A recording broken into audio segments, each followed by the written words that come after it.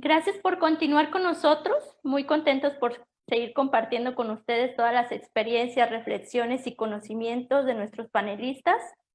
Ahora con el tema El sismo de la Encarnación de 1806 en Zapotlán, Jalisco.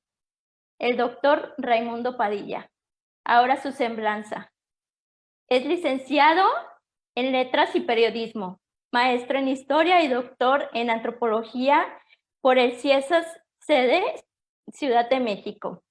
Es miembro del Sistema Nacional de Investigadores, es autor de 3 libros, 4 documentales, ha escrito más de 120 capítulos de libros y artículos de difusión y divulgación. Ha impartido más de 50 ponencias y conferencias nacionales e internacionales. Ha dirigido 12 tesis de licenciatura, maestría y doctorado. Y ha impartido, dirigido y codirigido 8 proyectos con financiamiento nacional e internacional. Actualmente participa en el proyecto interinstitucional e internacional Clima, Riesgo, Catástrofe y Crisis a ambos lados del Atlántico durante la pequeña edad del hielo. Es profesor e investigador del tiempo completo en la licenciatura en Periodismo de la Facultad de Letras y Comunicación y catedrático del doctorado en Ciencias Sociales y de la maestría en Arquitectura de la Universidad de Colima, además del doctorado en Gestión de Riesgos y Desastre de la Escuela Nacional de Protección Civil Chiapas. Sus investigaciones de riesgo y desastre tienen los enfoques constructivistas y de la historia ambiental. Principalmente analiza temas relacionados con las vulnerabilidades ante los efectos e impactos sociales de diversos fenómenos naturales, investiga las prácticas y estrategias adaptativas y resilientes, el periodismo de riesgo, las representaciones históricas, el capital social, las respuestas sociales e institucionales a desastres y la transformación del modelo reactivo de la protección civil hacia el preventivo de la gestión integral de riesgo. Bueno, le mando un cordial saludo, doctor Raimundo Padilla, y le dejo la cámara y los micrófonos. Muy amable, gracias. Muchas gracias, Sandra. De verdad, muchas gracias por esta presentación. Hay que procurar que sean más breves para aprovechar el tiempo que tiene uno disponible en estos eventos. Bueno, pues quisiera nuevamente, como lo hicimos ayer, agradecer mucho el espacio que nos brindan Héctor, Eric y todo el equipo que hace posible esta comunicación y este enlace, y sobre todo a todos ustedes que nos están siguiendo por medio de internet, por el favor de su atención. El día de hoy preparé una presentación que espero que sea bastante sencilla, bastante práctica, para mostrar 2 aspectos principales que me interesan. Por un lado, el caso, ¿sí? El caso de este evento sísmico que se presentó en 1806, el 25 de marzo, en un lugar que ahora pues es una ciudad importante en el sur de Jalisco, que se llama Ciudad Guzmán, pero que en 1806 todavía tenía el nombre de Zapotlán, el Grande Jalisco. Entonces, por el otro lado también quisiera mostrar un poco el proceso metodológico con el cual hacemos historia de desastres, ¿no? Muchas veces hemos platicado sobre la importancia que tiene conocer nuestro pasado, con esta frase muy bonita para no repetir los errores en el presente y anticipar el futuro. Sin embargo, pues no siempre es así. Sabemos que los humanos somos esa especie que puede tropezar muchas veces con la misma piedra y que difícilmente encuentra opciones exitosas para evitar que se sigan presentando sobre todo desastres.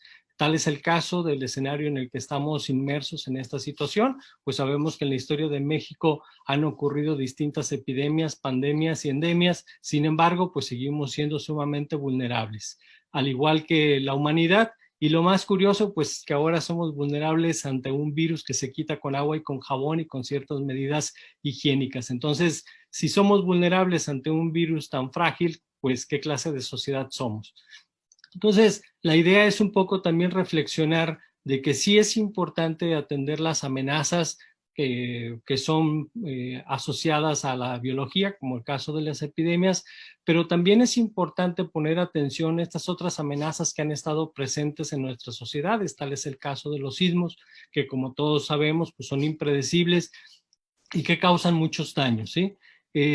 No es una investigación exhaustiva tampoco, no lo vayan a tomar así. Esta es una charla, es un cotorreo entre amigos, es con la idea de compartir algo de información, un poco motivarlos también a que se animen, provocarlos a que ustedes también hagan sus propias investigaciones de casos que están en el entorno. Estoy seguro que todos los que nos están viendo y escuchando han escuchado o tienen algún referente de un evento desastroso que haya ocurrido en el pasado de su pueblo, ciudad o de su municipio. Entonces, esta es una provocación en el sentido de que ustedes podrían seguir un poco los pasos que se han seguido para esta investigación, que hemos realizado junto con otro colega, también historiador, que se llama Francisco Javier Delgado. Ambos somos integrantes del Cuerpo Académico 13 de la Universidad de Colima, que se llama Cuerpo Académico 13, Estudios Históricos. Entonces, es una investigación que realizamos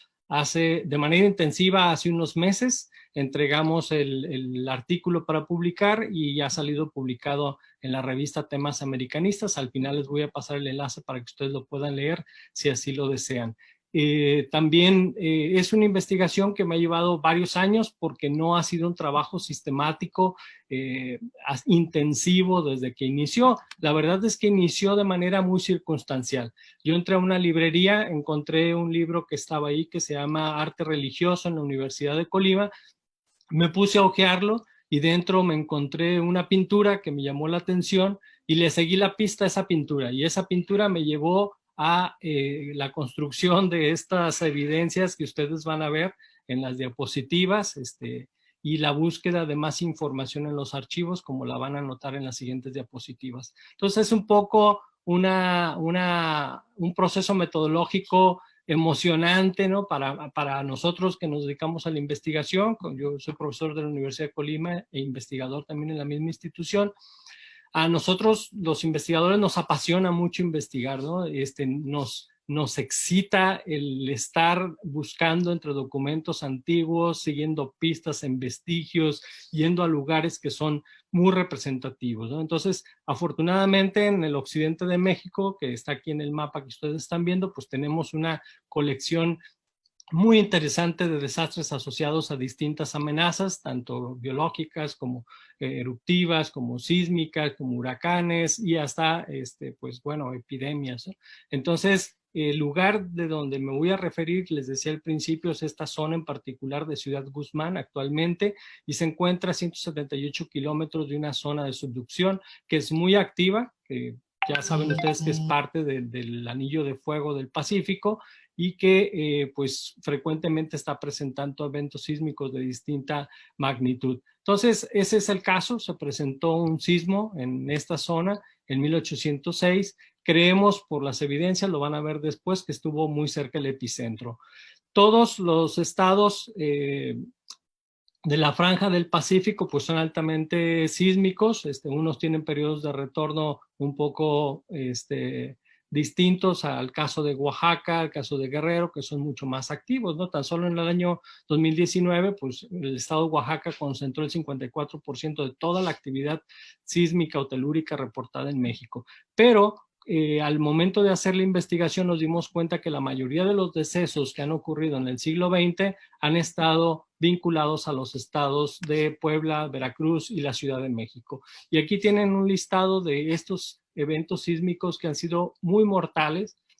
Obviamente el peor ha sido el del 85 en la Ciudad de México, pero luego le sigue uno del 4 de enero de 1920 en Veracruz y Puebla. Curiosamente, para mucha gente, pues piensan que en Veracruz no tiembla, ¿no? O que no tiembla con tanta frecuencia como ocurre en Oaxaca. Sin embargo, vemos que además de que tiembla, ha habido eventos muy mortales, ¿no? En el caso específico de Zapotlán el Grande, tenemos también eventos registrados a lo largo de su historia. Aquí tenemos en el siglo XVI 2, en el siglo XVII 1, en el siglo XVIII 7, en el siglo XIX, a principios del siglo XIX 1.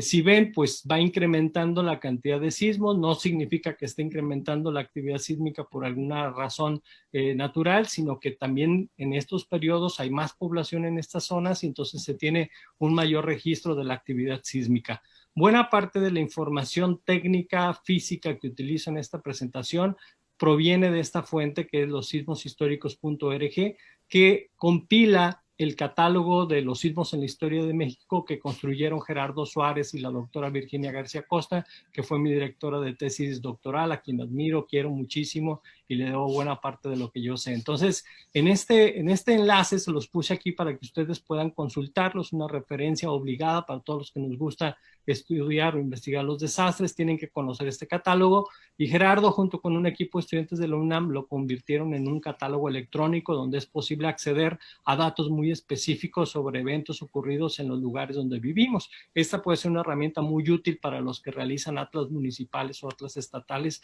para que obtengan información muy buena, de muy buena calidad, ¿sí? Información que ha sido revisada por varios técnicos. Y este es el caso de este evento en 1806. Hice esta gráfica para mostrarles de manera muy práctica dónde se concentraron la mayoría de los impactos, ¿no? A través de distintas fuentes documentales uno puede encontrar documentos que nos describen los daños en cada uno de estos lugares, en Tuxpan, Jalisco, por ejemplo, en Colima, en Gómez Farías, en Amacueca, pero también fue percibido en la Ciudad de México y también en San Blas, Nayarit. Entonces, si nos tomamos como referencia, yo sé que es muy arriesgado hacerlo, pero si tomamos como referencia los puntos donde se detecta mayor actividad de este evento, pues podemos deducir en dónde fue el epicentro, y seguramente fue en la zona de subducción frente a las costas de Colima o a las costas de Michoacán. Habrá que hacer investigación más a profundidad documental para saber con precisión exactamente dónde está. Pero bueno, más o menos ese es el epicentro estimado. Datos que nos ayudan a comprender qué fue lo que pasó. Bueno, en la Ciudad de México se presentaron afectaciones en viviendas y edificios administrativos. En Guadalajara se sintió tan fuerte que derribó las 2 torres de la iglesia catedral. El sismo fue precedido por movimientos de tierra, ruidos subterráneos. Los animales salían de sus establos y guaridos para vagar sin rumbo. Hubo explosiones violentas del volcán de Colima. En Colima se registró, un cronista de esa época dijo que duró aproximadamente 5 minutos. Ya sabemos que es difícil que dure 5 minutos un sismo, sí, pero dura más la temblorina del miedo, ¿no? Que nos hace sentir que el sismo sigue todavía en actividad. Pero bueno, son evidencias que nos ayudan a entender que no fue un evento sencillo, sino que fue un evento realmente muy importante, ¿no? Y tuvo consecuencias como estas, ¿no? Los franciscanos finalmente abandonaron Colima por haber sido destruidos un templo que había estado ahí desde el siglo XVI. Entonces, hacia finales del siglo XVIII, aquí en esta zona particular del sur de Jalisco, en Sayula, que era una población muy importante también, vivían 43,000 habitantes, y específicamente en Zapotlán vivían 21,000 habitantes más o menos, ¿no? Tenemos afortunadamente documentos históricos que nos permiten identificar cuántas casas fueron dañadas durante el sismo, ¿sí? Y además categorizarlas, ¿no? Entonces hay viviendas que fueron enteramente arruinadas, otras que estaban amenazando ruina, otras que están menos averiadas y otras que tienen maltrato de poca consideración. Y cuantificarlas. Aquí vemos, por ejemplo, que las que fueron mucho más dañadas, pues fueron las de los indios, y que las que menos fueron dañadas fueron las de los denominados españoles, que incluía también pues los criollos de esa época. Y en total, pues se está hablando de 1,449 viviendas en esta zona en específico. También vemos características en los documentos que nos ayudan a entender un poco cómo era que se construía en este periodo. Dice, las casas que han quedado con poca lesión son las bajas y cuyas maderas tienen pasando las paredes atravesadas unas estacas, y son las que algunos experimentados hicieron con estos amarres con el conocimiento de los efectos y estragos de los temblores. Entonces ya en esta pequeña frase nos damos cuenta que había quienes atendían las recomendaciones de la historia y entonces ataban mejor los troncos de la estructura de sus viviendas, y aunque fueran construidas con materiales pues frágiles comparados con los que ahora utilizamos, pues resulta que aprovechaban ese conocimiento vernáculo o ancestral que tenían para la construcción. Obtenemos estos datos de población, los datos de las viviendas a través de documentos como este que están viendo en la imagen. Hay que hacer un trabajo de paleografía que es el estar leyendo con mucho cuidado lo que nos están diciendo. A veces no es tan fácil entenderles, pero bueno, hay toda una técnica para hacer paleografía, y a los que somos historiadores nos gusta mucho estar entre los archivos y entre los documentos así, buscando las evidencias que nos van describiendo cada uno de los documentos, ¿no? Algunos de los testimonios, por ejemplo, el párroco Francisco Ramírez dice que envió Dios un terremoto tan terrible como se deja ver por todas las circunstancias, que en el día no hay memoria de que en nuestros días se haya visto otro semejante, ¿no? Uno de los sabios de esa época, el ingeniero Mariano Bárcena, que fue renombrado geólogo, dijo que se trató de un temblor formidable, ¿no? Entonces, estas expresiones nos ayudan a entender que fue un evento realmente muy importante, ¿no? Diego Zárate, el subdelegado provisional, declaró que en el templo, del caso que les voy a platicar, perecieron casi 2,000 almas bajo la total ruina del templo, con otros muchos que resultaron heridos. Entonces, datos como este, pues inmediatamente me sorprendieron mucho. Dije, ¿cómo que murieron 2,000 personas dentro de un templo? Entonces, estamos ante un caso probablemente de un desastre que tuvo como epicentro, ¿sí?, un templo donde murieron la mayor cantidad de personas en la historia de México, ¿sí? No es tan común que en un espacio tan reducido como un templo mueran tantas personas. Entonces, este podría ser un caso muy excepcional, ¿no? Su sucesor en el cargo, don Vicente Velázquez, enfatizó que aún no se ha descubierto el legítimo número de personas, las que perecieron en la destrucción del templo principal o parroquia de esta cabecera. Entonces, se fijan, el primer dato era el 28 de marzo, el siguiente el 9 de abril, el siguiente el 26 de mayo. Ellos también tenían problemas para cuantificar la cantidad de muertos y de heridos en estos eventos desastrosos. Bueno,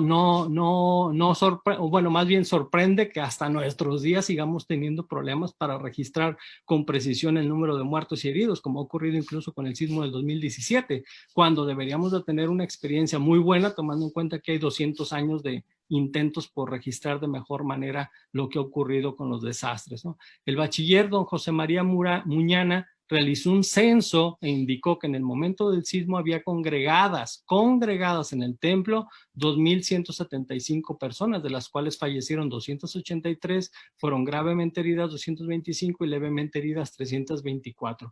Este es el dato más preciso que tenemos y al que le confiamos nosotros más certidumbre, porque lo obtuvimos a través de un documento histórico donde está el censo de cada una de las personas que murieron en el templo, ¿no? Algunos con nombres, otros sin nombres, pero al menos nos da datos de, encontramos el cuerpo de un indio, estaba muerto el cuerpo de un pardo, un criollo. El caso de todos los españoles o los que eran denominados españoles, todos esos están registrados con su nombre y apellido. En eso sí se tenía un control muy detallado, porque se llevaba por parte del clero un registro civil de los nacimientos, de los casamientos y de las defunciones. Entonces se tenían perfectamente identificados.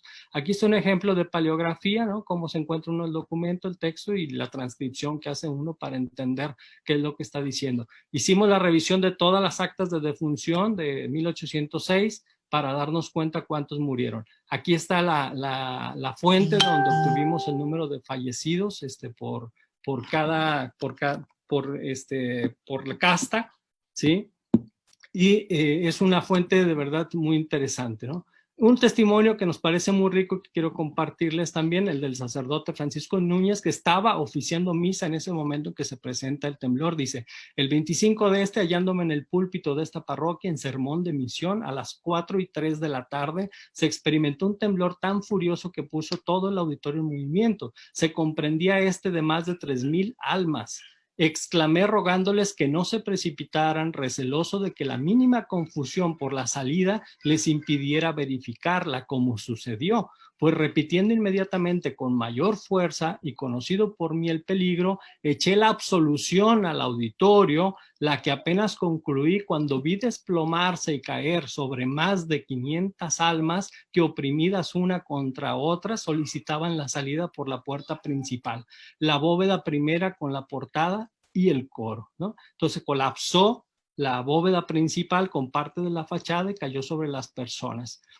Aquí vemos algunas escenas que pintó años después, alrededor de 1830, 1840, un pintor muy famoso del que les voy a platicar más adelantito, ¿no? Pero son imágenes inspiradas en este relato. Dice el mismo sacerdote, dice, los asustados testigos del sismo tuvieron unos segundos de calma. Ah, perdón, eso lo digo yo.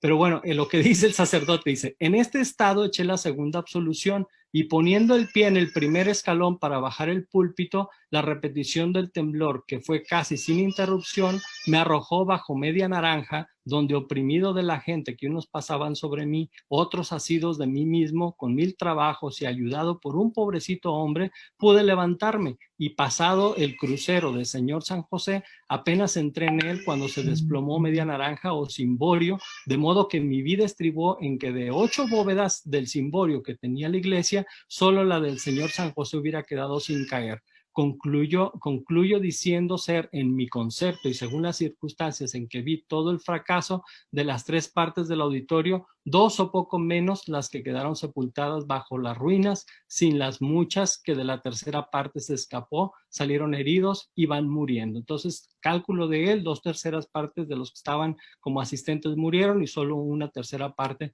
lograron salir heridos, ¿no? Después del sismo, pues se hizo un juramento que tiene que ver con esto que hemos hablado en otras ocasiones de la protección simbólica. A partir del siglo XVIII para atrás, prácticamente todas las explicaciones relacionadas con fenómenos naturales tienen que pasar por lo divino, son explicadas a través de las causas divinas, ¿no? Tienen un enfoque muy providencialista. Y del siglo XIX para acá, para nuestros días, pues muchos eventos y su protección están asociadas a santos, a vírgenes y demás identidades celestiales. Entonces se hizo un juramento muy interesante que tiene antecedentes en otros eventos anteriores que se presentaron ahí en Zapotlán. El 14 de diciembre de 1747 tembló también en Zapotlán muy fuerte y San José fue proclamado como patrono protector, ¿no? En 1749, o sea, 2 años después, se volvieron a presentar 2 sismos, el 22 y el 23 de octubre, y entonces se hizo un primer juramento oficial. Y en 1806 se ratifica ese juramento que se había hecho pidiendo como santo patrono a San José, ¿no? Porque la furia de Dios es muy grande y no se dudaba en recurrir también a la intermediación de la Virgen de Guadalupe. O sea, fue tan importante este evento que ya no solo San José fue necesario, sino que también se invocó a la Virgen de Guadalupe. Actualmente así se encuentra la plaza del templo o de la parroquia del Sagrario en Ciudad Guzmán. Han movido la disposición de varios elementos. Esta plaza grande que están viendo aquí de manera de jardincito era parte de esa cúpula del templo. O sea, el templo estaba sumamente grande, cubría totalmente esta plaza y parte de la calle que está frente a la plaza, ¿no? Enfrente de este templo se encuentra catedral. Quienes han ido a Ciudad Guzmán ubicarán que frente a este templo se ubica catedral. Bueno, con los restos de este templo, cuando demolieron toda la parte frontal, construyeron los cimientos de la actual catedral en Ciudad Guzmán. Fuimos a recorrer el lugar, siempre los historiadores y antropólogos andamos buscando vestigios de lo que ha ocurrido en nuestro pasado y nos encontramos con que en la bóveda, en la bóveda actual del templo el Sagrario, pues había unas inscripciones ahí, un alto relieve en las esculturas. Entonces tomé una fotografía, hice un acercamiento y me di cuenta que está grabado también en piedra este patronazgo del señor San José contra temblores, dice el primero el 22 de octubre de 1747 y el segundo temblor el 25 de marzo de 1806. Entonces cuando vayan a los templos pongan atención porque también se pueden encontrar evidencia de eventos importantes.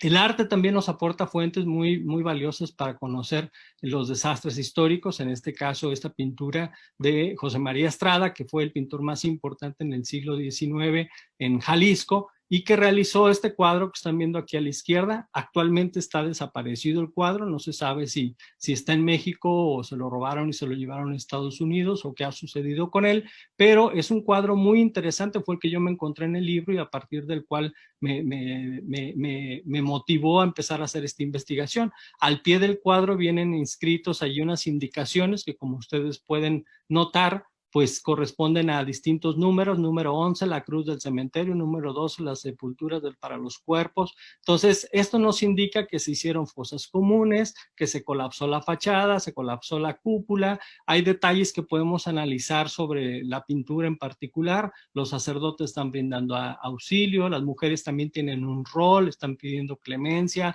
hay fosas comunes, los cuerpos dan cuenta de lesiones sumamente severas, ¿no? Yo ahorita sigo analizando este cuadro porque estoy haciendo una investigación sobre arte y desastres en México, y entonces estoy tratando de identificar la vestimenta de cada uno de los personajes que están en este cuadro para saber quiénes eran, qué rol tenían, a qué clase social pertenecían, ¿no? Entonces, bueno, algo interesante de este suceso también es que de esos 200 o poco más de 200 que murieron en el templo, pues en lugar de sacar los cuerpos de ahí, no contaban con máquinas para demoler o para mover los bloques tan grandes de lo que cayó sobre ellos, y ante el temor de una peste, pues decidieron aterrarlos. Es decir, sellaron el templo con la cúpula colapsada, lo sellaron lo más que pudieron y pusieron tierra sobre los que habían quedado cubiertos con piedras por fuera. Entonces quedaron ahí enterrados, ¿no? Entonces habría que hacer una investigación también arqueológica con algún tipo de aparatos para ver si todavía están esos cuerpos. Se dice que están cerca de donde se encuentran actualmente la escalera principal o las escaleras, las gradas para entrar a la catedral en Ciudad Guzmán, ¿no? Pero habría que utilizar equipo especial para darnos cuenta si de verdad es así o no.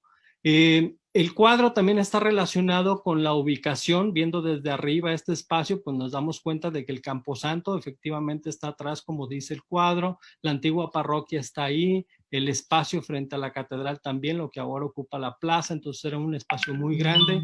Actualmente ese es el espacio del templo el sagrario, y toda la plaza, todo eso que ven punteado, pues era lo que ocupaba ese antiguo templo, ¿no? Entonces todo el frente pues ya fue eliminado de ahí, fue demolido, construyeron esa plaza, construyeron esta calle, y vemos a la parte de arriba que hay un portal. A principios del siglo XX todavía estaba así. Si se fijan, aquí a un lado del templo se nota que entra luz por las ventanas. Esa luz por las ventanas entra porque estuvo destechado el templo durante mucho tiempo hasta que lo fueron demoliendo. Y el portal estaba detrás. Ahora el portal está por delante del templo, y donde estaba la construcción de ese templo, pues ahora está la plaza. Entonces ahí pues los zopilotes y muchos animales carroñeros pues estuvieron visitando ese lugar durante mucho tiempo. Olía horrible también durante muchos años porque no había recursos para mejorar ese espacio ni para reconstruirlo, y sobre todo porque luego vino el periodo de independencia, entonces pues no había posibilidad económica para reconstruir, y así estuvo en esas condiciones hasta principios del siglo XX. Este es el artículo que les estaba recomendando. Aquí apareció en este dossier que se llama Terremotos, Historia y Sociedad en Hispanoamérica, en la revista Temas Americanistas. Contiene también aportaciones de extraordinarios colegas, historiadores y antropólogos. Los invito a que lo lean. Lo van a disfrutar de verdad mucho. Conclusiones, bueno, esta cúpula o construcción del templo cayó sobre una multitud de más de 2,000 personas, pero no murieron esos 2,000 ahí. Había una misa especial a la cual concurrían personas de distintos lugares de la región, ¿sí? Y venían a oficiar las sacerdotes de Guadalajara. Entonces, por eso estaban reunidas tantas personas en esa misa, ¿no? Era parte de un proyecto que estaban realizando de las misiones. Entonces tenían que darles una instrucción especial, y por eso los habían reunido, y coincidió con que tembló en ese preciso momento, ¿no? Aunque se tienen documentados la mayoría de los sismos ocurridos en la historia de México, en realidad muy pocos casos han sido investigados a profundidad con metodologías interdisciplinarias, y es urgente de verdad motivar a los jóvenes y apoyar económicamente investigaciones para que se hagan más estudios a profundidad. El sismo de 1806 es el evento detonante del desastre con la mayor mortalidad registrada en la historia de México, ocurrida dentro de un templo, y uno de los más mortales en la historia nacional. Entonces, este trabajo ayuda a visibilizar o a mostrar un caso que ha permanecido pues más o menos oculto, ¿sí?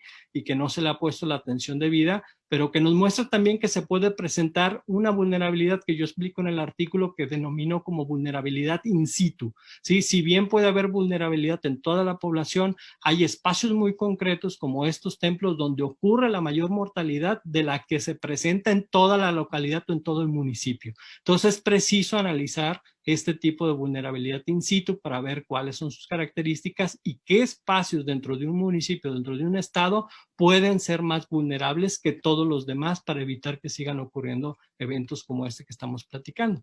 Aunque el SARS-CoV-2 nos amenaza, es predecible y prevenible, pero no debemos olvidar las demás amenazas impredecibles como son los sismos. Esos son los archivos que hemos consultado, el archivo del municipio de Colima, el archivo del municipio de Zapotlán el Grande, la arquidiócesis de Guadalajara. Entonces, muchas gracias por su atención y ahora sí yo me quedo al pendiente de sus comentarios o algunas preguntas. Les agradezco muchísimo su atención y hasta pronto.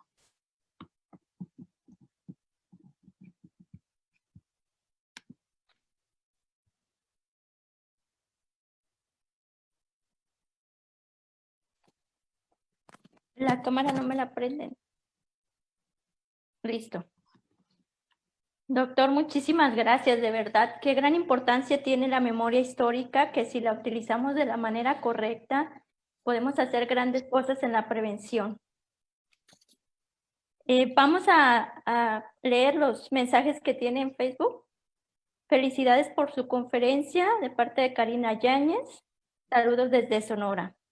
Alejandra González Corona, información muy interesante. Y sí estoy de acuerdo que a veces la información no es muy clara y la interpretación no es la correcta. Goretti, un placer escucharlo. A Raimundo Padilla Lozoya, ojalá se comprenda la importancia de conocer la historia en la gestión integral del riesgo de desastre. El maestro Luis Eduardo Pérez Cancino, excelente Raimundo Padilla Lozoya, un gusto saludarte, estimado amigo. David Albores, gran investigación, doctor Raimundo Padilla. Siempre interesante los temas compartidos y tus investigaciones. Bueno, ahora sí, si me hace favor, Eric, de poner el reconocimiento para el doctor, por favor.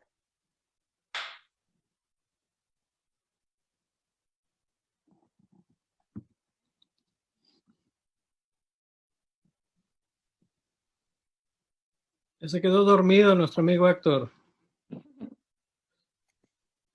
Agosto del 2020, otorga el presente reconocimiento a Raimundo Padilla Lozoya por su participación en el 5º aniversario de Epicentro, con el tema El sismo de la Encarnación de 1806 en Zapotlán, Jalisco.